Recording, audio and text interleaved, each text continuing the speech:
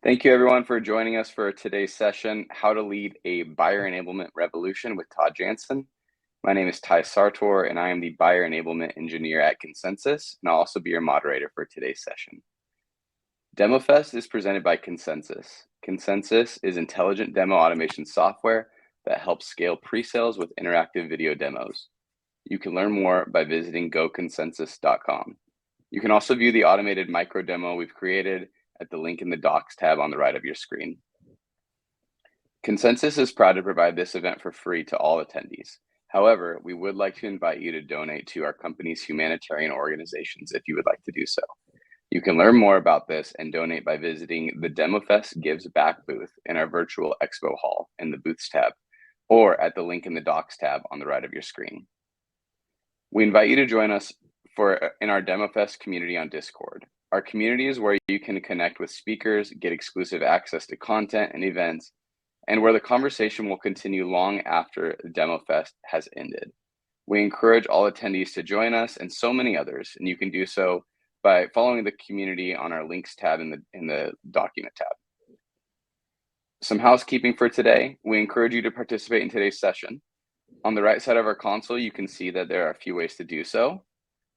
The chat function will allow you to engage with us as well as other attendees. And throughout the session, you may see some polls. We encourage you to participate as your feedback is very important to us. Our speaker will be taking questions from the audience at the end of the session. However, we encourage you to ask those questions at any time through the Q&A box. If at any time you're having any technical difficulties, you can head to the gear on the bottom of your screen. And from here, you'll see that we have a help document. Go ahead and click on that to troubleshoot any common issues. And now I would love to introduce you to Todd Janzen, our speaker for today. Todd serves as the Global Vice President of Q Branch at Salesforce. In terms of sales, Q Branch is where sales come for deal closing stories, prototypes, vision demos, jaw-dropping presentations, and videos. Over the past decade at Salesforce, he's built Q Branch from a napkin idea into 10 unique teams with over 180 employees around the world. Todd is extremely passionate about the sales engineering profession and as an engineer to the core, both by education and profession. He loves working with diverse people, solving complex problems, and building things to scale. When not working, you can find Todd with his wife and 3 kids soaking up the outdoors, hitting the trails on their mountain bikes. And with that, I will turn the rest of our time over to you, Todd. Wow. Well, thank you for that intro. Let me get the screen sharing going here. And I think we should go here. All right, here we are. Well, hey, I'm going to jump right into things. And so today, the title here is How to Lead a Buyer Enablement Revolution. I came up with this title because I've been on my Consensus journey for the last 3 years. And I was reflecting back, if I could go back 3 years and start it the perfect way, what would be the steps that I went through to deploy Consensus here at Salesforce? So we have thousands of licenses deployed here. It is becoming ingrained in our sales motions and our sales processes. And so I wanted to take some time today and just give the playbook for if I was going to do it over again, how I would do it. And so that's what today's about. And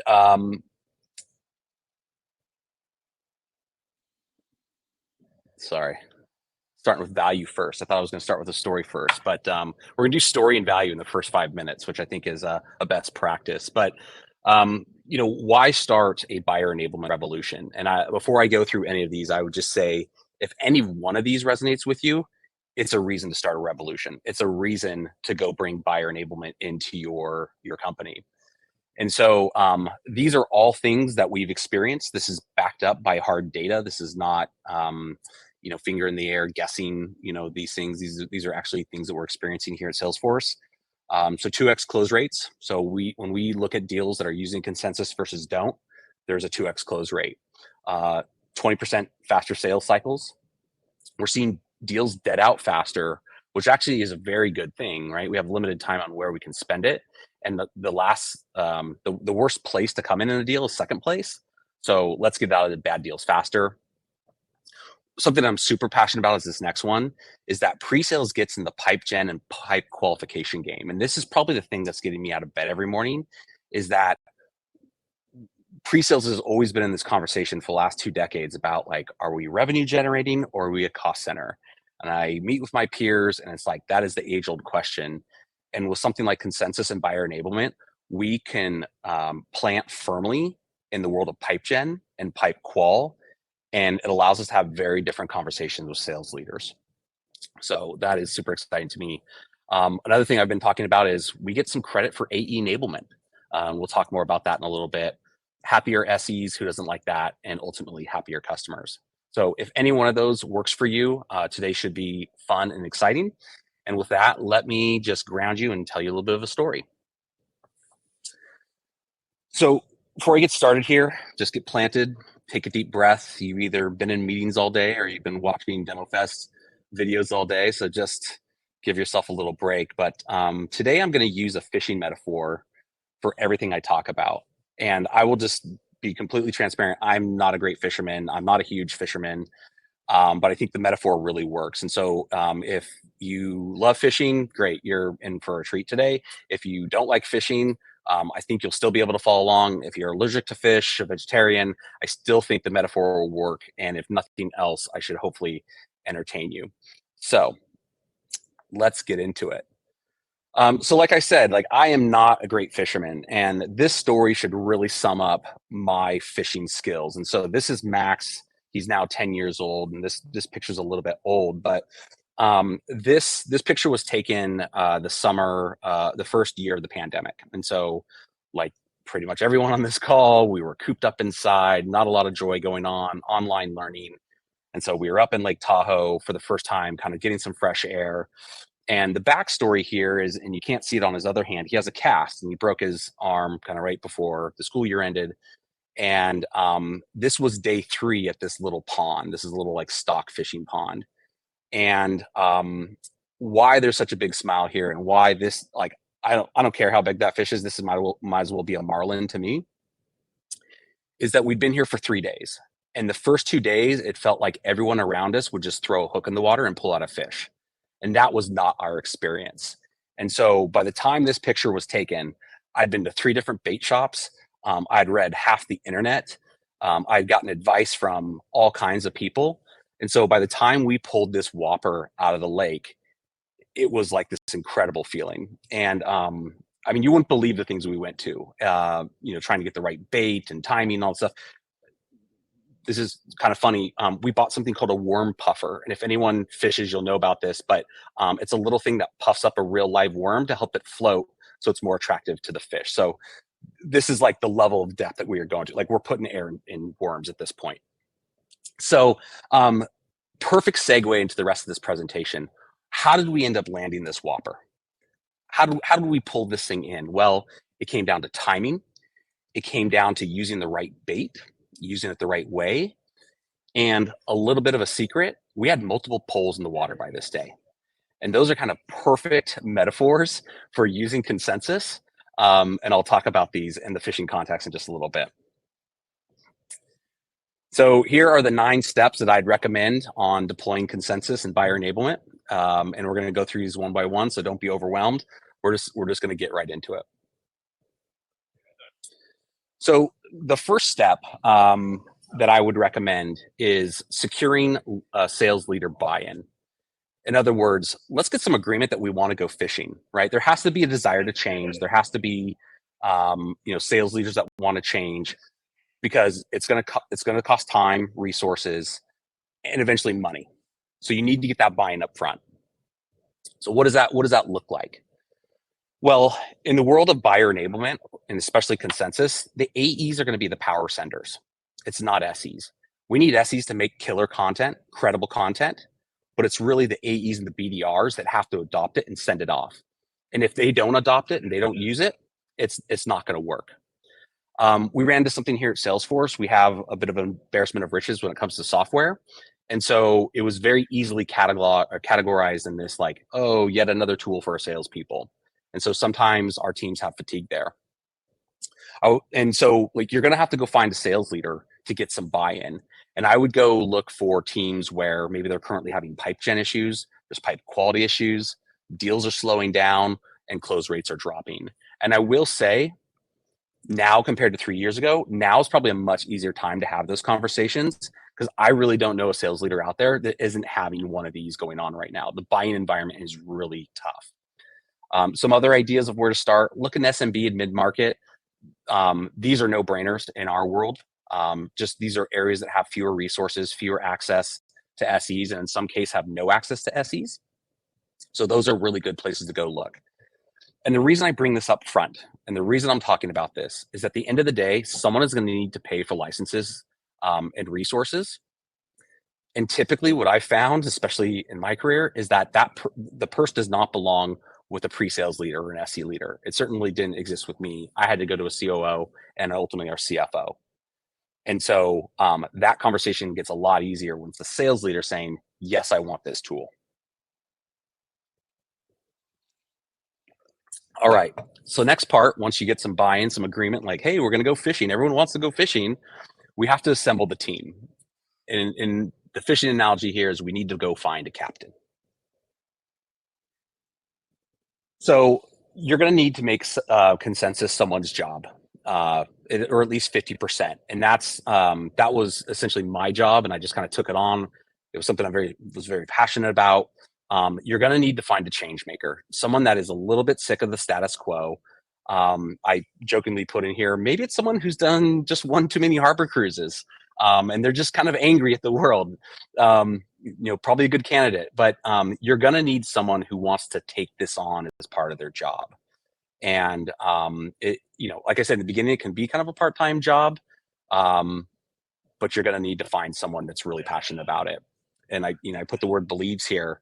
When I read Garen's book, Selling is Hard, Buying is Harder, I got a level of conviction, and I couldn't stop thinking about it. And so I think that's the kind of person you're looking for, is that they have some level of conviction.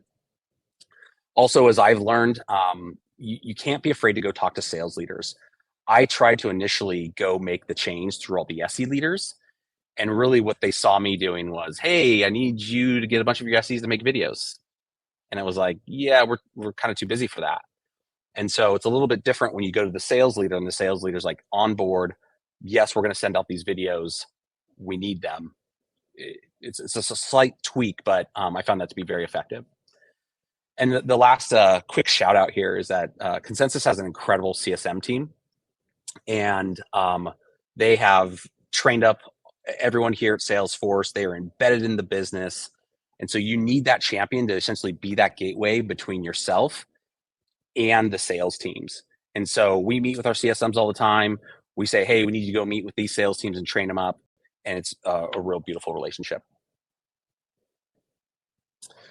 All right. So we've got some agreement that we want to go fishing. We've got our captain. Now we need to talk about bait. We need to talk about lures. And when I talk about lures, these are the things that the fish want, and they attracts them.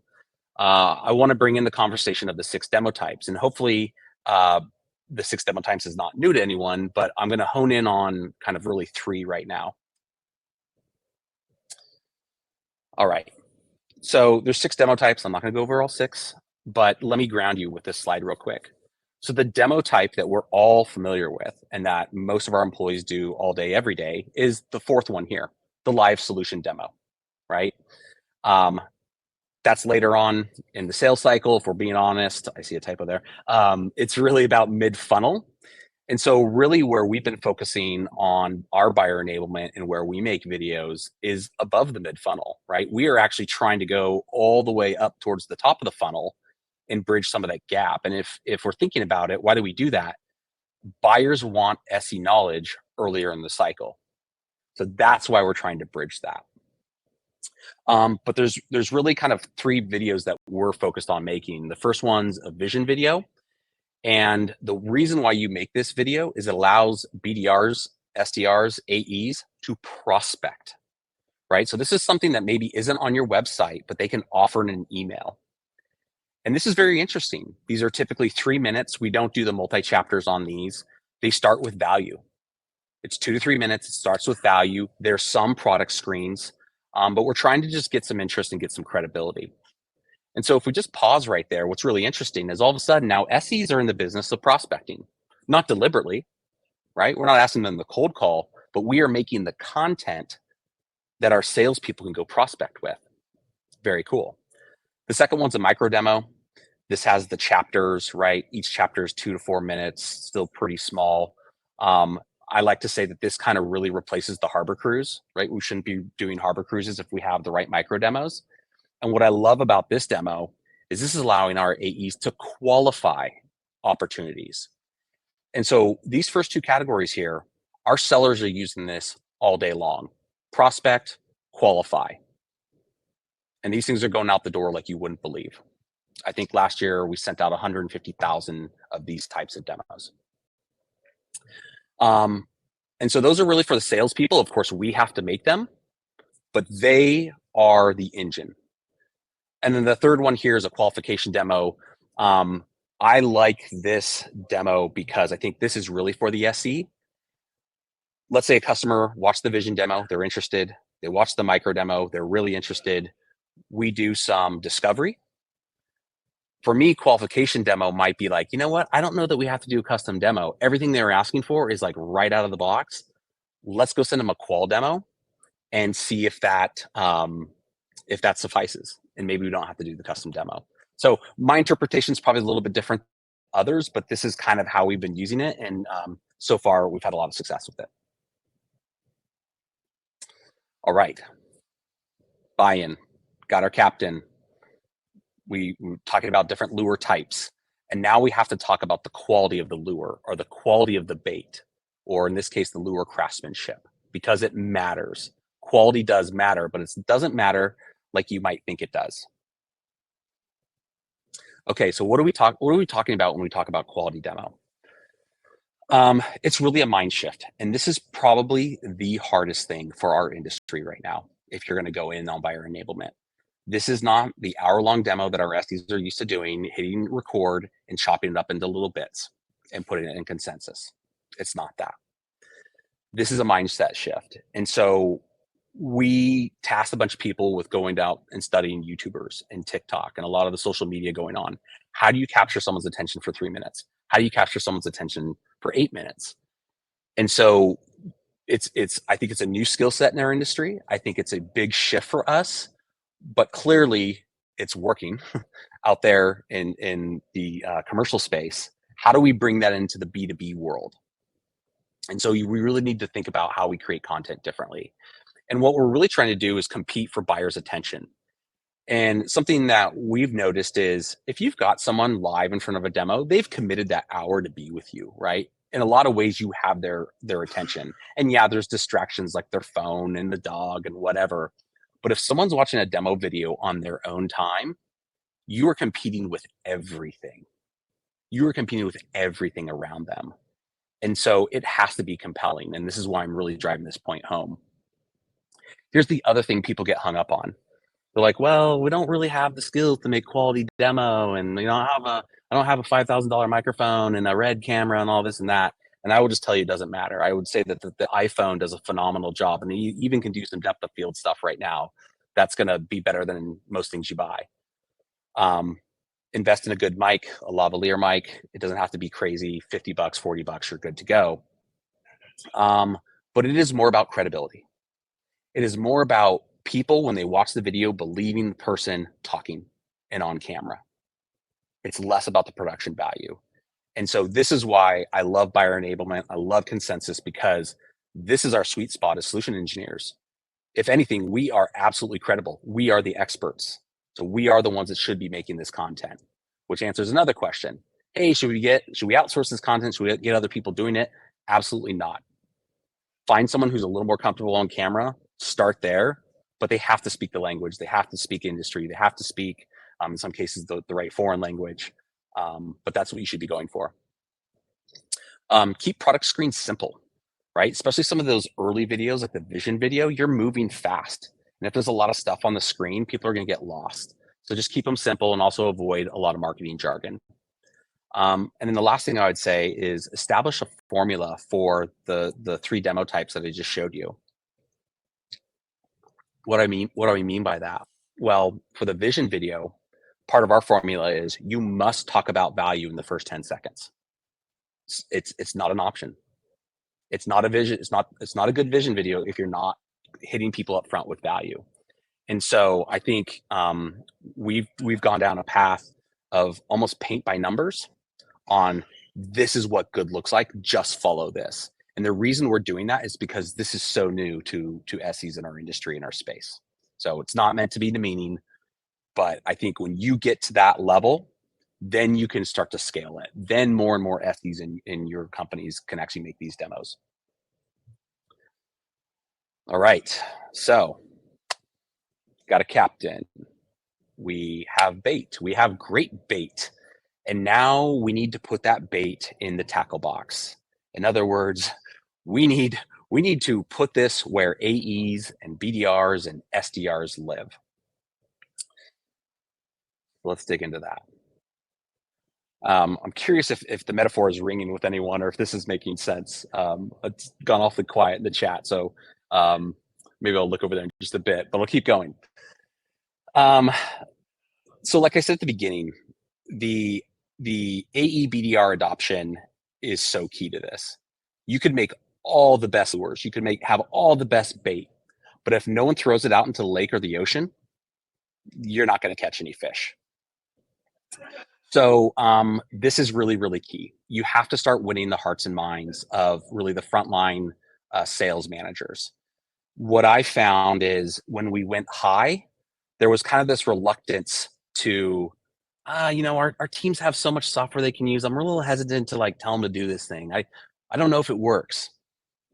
When we went to the frontline managers, kind of the coaches, if you will, especially ones that maybe weren't hitting pipe targets or deals were slowing down, they were all in. They were looking for anything to hit their numbers. And so I would really start with the front line. And I will say that for the last 3 years, it has just been RVP by RVP, groundswell movement, eventually getting to the top. AE training is really critical. I gave a shout out to the CSM team early, completely instrumental on this. And I will tell you that learning the product takes about 3 minutes. It is not hard. Where AEs have questions is, hey, so I send out an email and I don't get a response back. Should I send a video? It's that kind of stuff that the CSMs are experts on and that the AEs need to learn. Identify early adopters, wins, and get those out. So we use Slack and some other ways to communicate that with other people. And that stuff tends to go viral. And so, if someone's hitting their number and they're crushing it, people want to know and they're going to ask. And so really start to promote that stuff. And this one's a little interesting. I think we've really only gotten serious about this, but initially you are just going to be reliant on an AE sending out a demo to a customer. And I will tell you that the primary way that happens here at Salesforce is the Gmail plugin that Consensus ships. It's awesome. To the point where I say, if you can send an email, you can send a demo board. And so that's been the primary way that AEs send out the videos. But lately, we've been baking it into bigger things. So like in the sales program. So if there's a call blitz coming up that our BDRs or SDRs are going to do, guess what? We put the demo video as part of that call blitz and part of the email template. Wherever you can bake these into existing processes. So some companies use sales plays. Sometimes it's about app rigor, baking it into the sales methodology, right? At this step, you should send this type of video. And in some cases, maybe it's the CMS system that people are living in. The reason I bring this up, and it's super tactical, I know, is that an AE can only send out so many of these a day. But when it starts getting baked into email templates and people don't even kind of know they're there, the number of fishing poles you're putting in the water to catch fish goes up exponentially. And I'll talk about that in just a little bit. And if you remember back to my story at the beginning with my son, Max, part of our secret of success was not just having one fishing pole, it was having multiple fishing poles. Which perfectly leads me to my next point. I kind of got ahead of it a little bit. Scale the outbound. If an AE woke up every day and sent out 20 consensus demo boards, someone's going to watch it. And when they do, you get notified. You know when a fish is on the line. And so the goal here really is to get as many poles in the water with the bait as possible.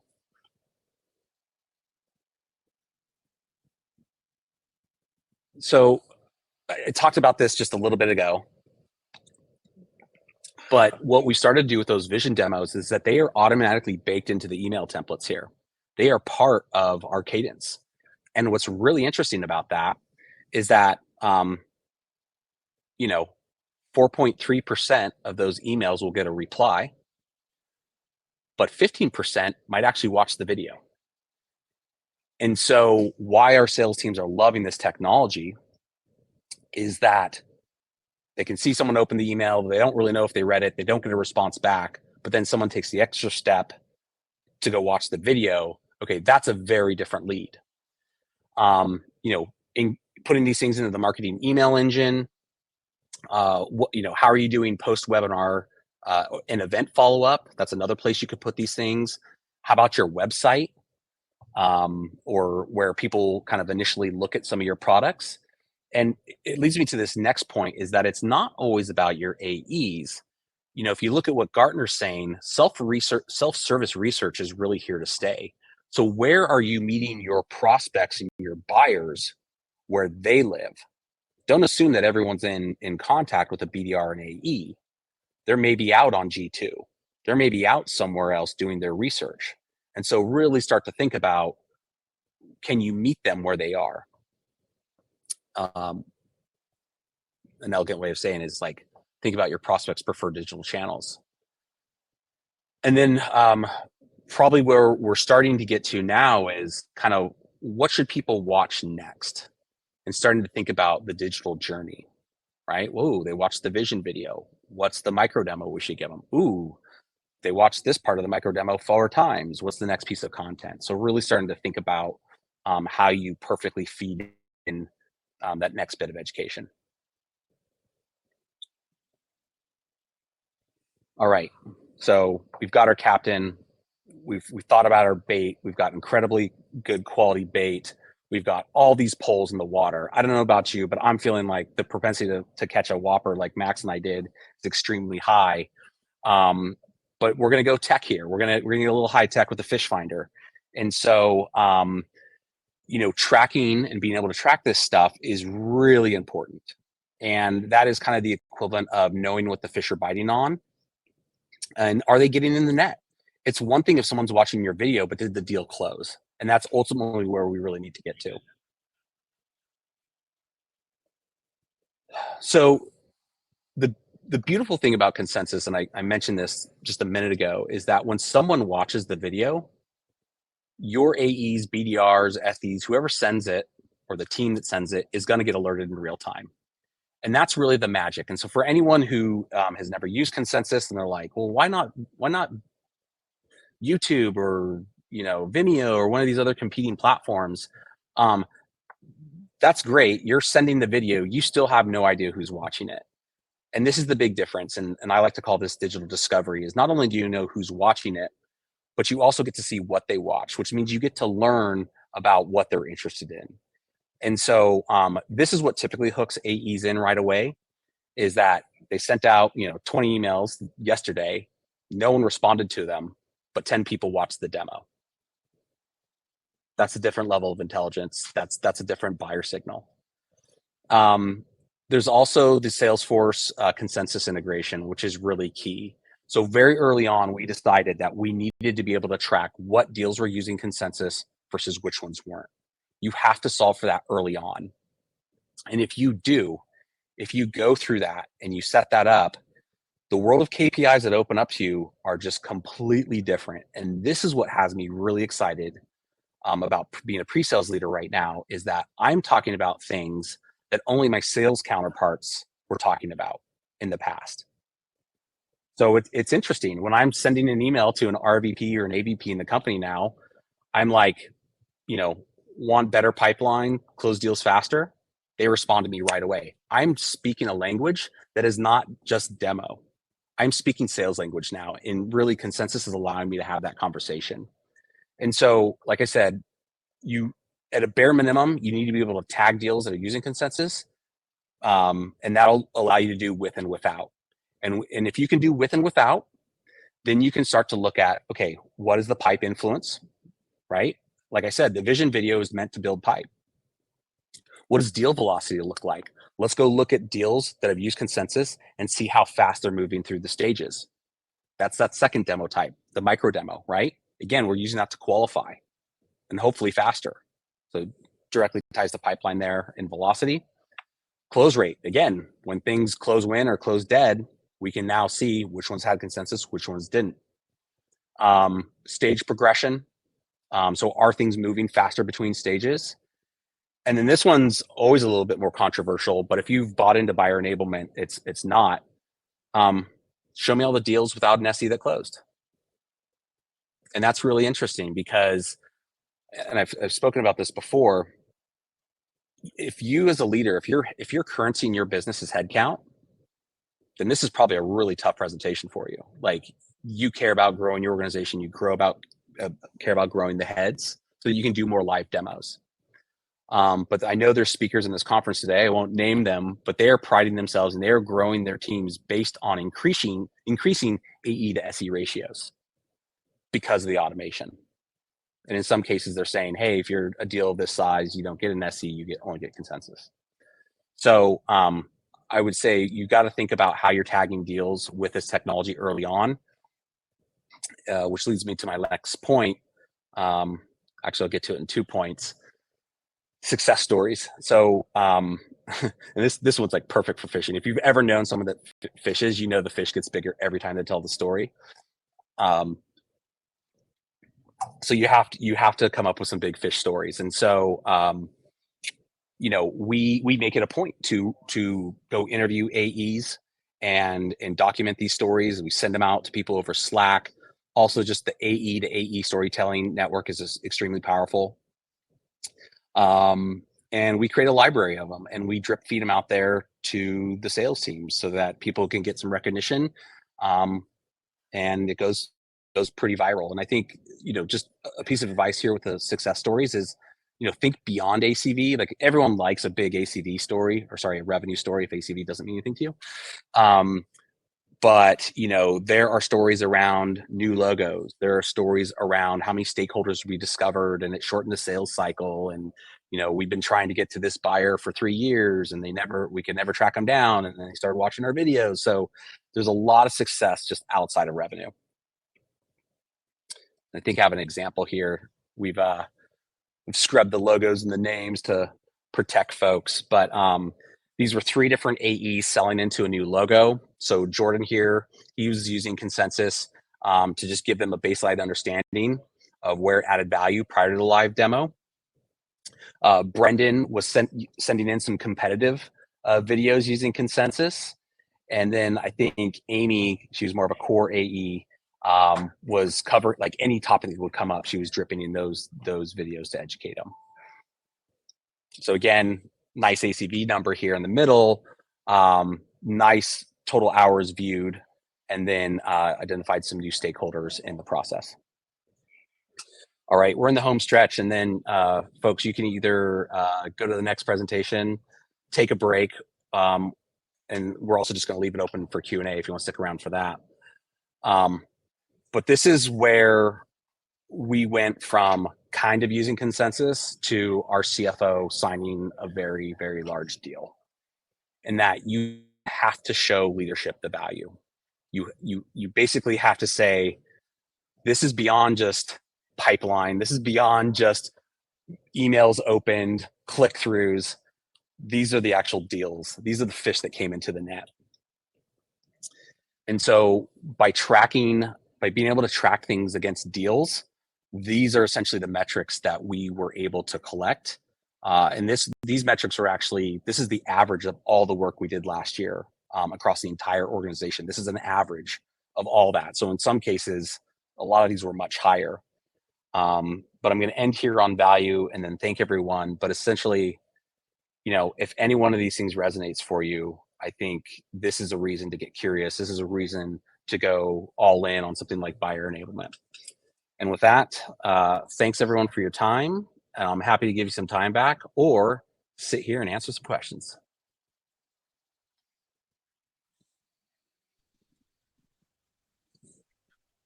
Wow, Todd, thank you so much for such a great session with great insight and knowledge. I think it's fair to say we all see you as a master fisherman, both literally and metaphorically now, as well as your son, Max. But we're going to take a few minutes here now to, like Todd said, answer some Q&A.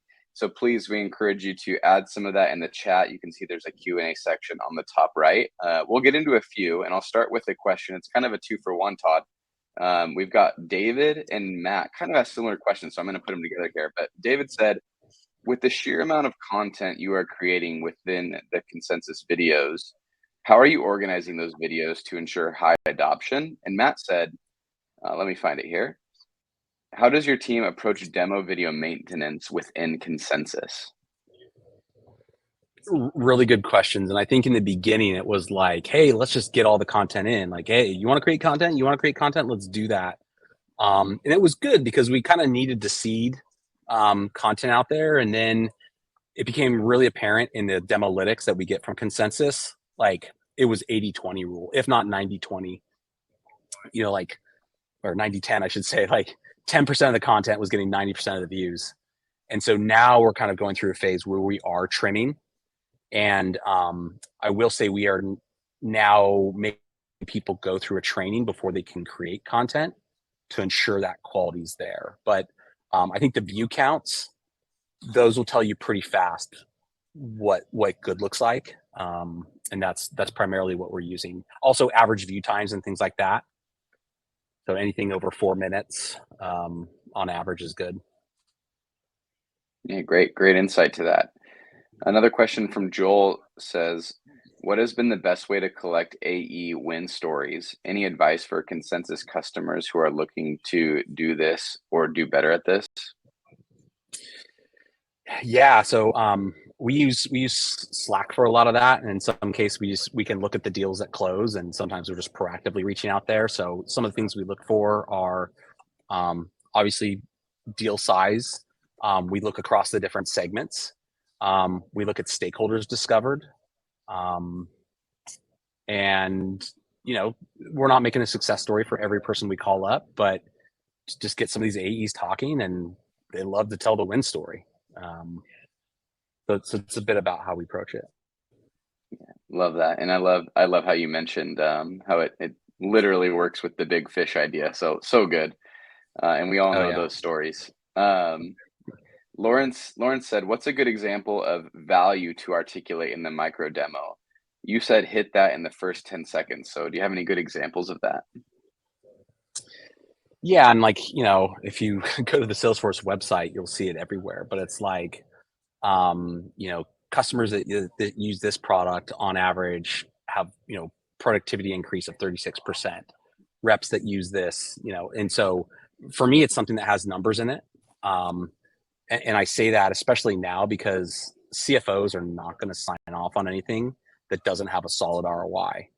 So I think you just have to give that up to people up front. Great. From Tony, did you internally identify or post for a position to manage the Consensus platform? Not initially. It was just kind of a side project, and then it became very apparent that like I just couldn't do it, and so someone kind of came into my world, and I just turned to them and said, "You're going to do this," and I'm kind of pausing because I just like this person is just crushes this job. They came from the hospitality industry, and at some point in their career, worked the front desk of a hotel. And what I've since learned is if you can work the front desk of a hotel, there's not a salesperson on this planet that you're afraid of. And that's really her superpower, is that she's interfacing with sales VPs and salespeople all day. She knows how to talk to them. She's not offended by them. She's got thick skin. And so giving away a few of the secrets of kind of who I selected to do this, but um, she is fearless. And I think if I could just give the credit to her success, a lot of it lies with her. So good. I think everyone's probably frantically running to the nearest hotel now to start doing interviews. I love this question from Patrick.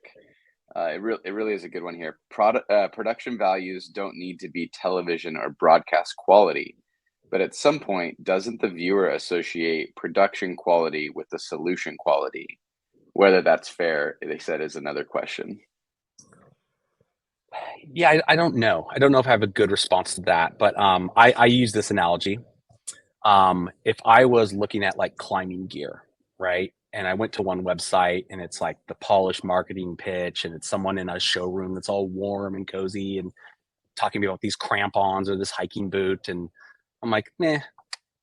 If it's like someone climbing Everest and they've got their like iPhone out and it's shaky and it's snowing and they're like pumping up a product, one is a lot more believable for me than the other. So I think it goes back to the credibility of the speaker, and I think that can pretty much overcome kind of production quality.